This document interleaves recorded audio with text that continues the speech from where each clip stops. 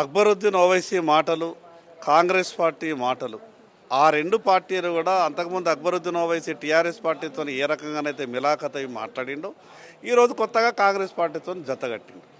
లెక్కలతో సహా కేంద్ర మంత్రి కిషన్ రెడ్డి గారు గత 10 సంవత్సరాలలో కేంద్రం నుంచి తెలంగాణ రాష్ట్రానికి నయా పైసాతో సహా పుస్తకం విడుదల చేసినాం.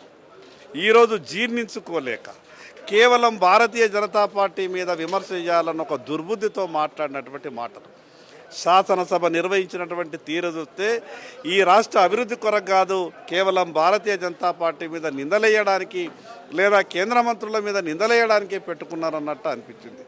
గతంలో అనుభవించింది ఇదే అహంకారమైనటువంటి మాటల్ని మాట్లాడినటువంటి టీఆర్ఎస్ పార్టీ, ఆనాటి ముఖ్యమంత్రి ఈనాటి మాజీ ముఖ్యమంత్రి కేసీఆర్ గారు ఇదే రకమైన అహంభావాన్ని ప్రదర్శించారు. కాంగ్రెస్ పార్టీ కూడా ఆ రకమైనటువంటి ఆలోచనతో ముందుకు పోతున్నదా అని మాకు అనుమానం కలుగుతూ ఉన్నది.